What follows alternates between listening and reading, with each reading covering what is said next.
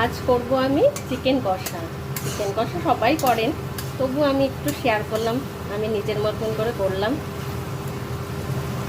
প্রথমে আগে পেঁয়াজটাকে পেস্ট করে আমি ভেজে নিয়েছি।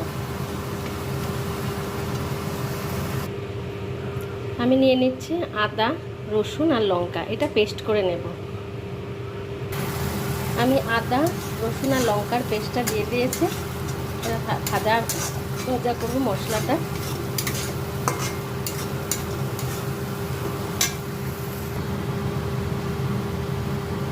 দিয়ে দিচ্ছি একটু হলুদ,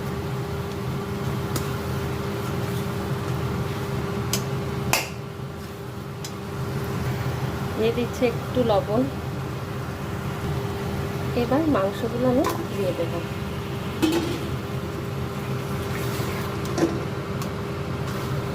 এবার ভালো করে নাড়বো।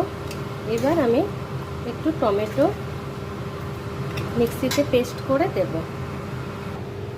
আমি টমেটো পেস্ট করে নিয়েছি, এবার দিয়ে দেব। ভালো করে নেড়ে নেব। এবার একটু ঢেকে গ্যাসের নবটা একটু কমিয়ে দেব। সামান্য একটু লঙ্কার গুঁড়ো দিয়ে দেব।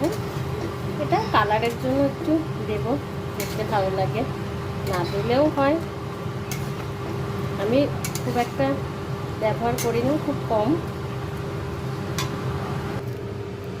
আমি চিকেনে একটু টক দই ব্যবহার করি, সবসময় ব্যবহার করি, কারণ চিকেনে টক দইটা দিলে একটু টেস্টি হয়, মানে একটা যে আস্তে গন্ধ থাকে সেটা থাকে না, তাই আমি টক দইটা ইউজ করি। এটাকে একটু পেস্ট করে নেব, কারণ এটা টক দইটা হচ্ছে মিষ্টির দোকানে কেনা, তো একটু গাঢ় হয়, তাই আমি এটা পেস্ট করে নেব। এবার টক দইটা দিয়ে দেব।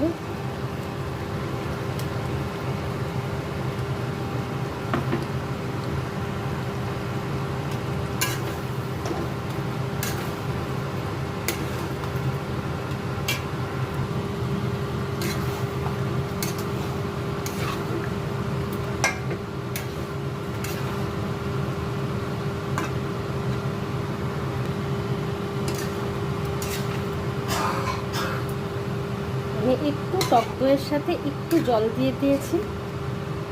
এবার একটু হবে, এই ফুটে আসবে, আমি একটু গরম মশলা দিয়ে নামিয়ে ফেলবো। আমার চিকেন কষা রেডি। আমি রান্নাতে লাস্ট দুটো জিনিসই দেব, সেটা আপনারা জানেন। প্রথম দেব একটু গোলমরিচের গুঁড়ো, যেটা আমি সব রান্নাতেই দিই। গোলমরিচের গুঁড়োটা লাস্টে দিলাম, কারণ গন্ধটা তাহলে থাকবে। আর একটু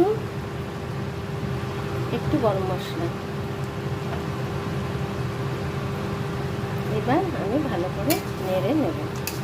আমার চিকেন কষা হয়ে গেছে।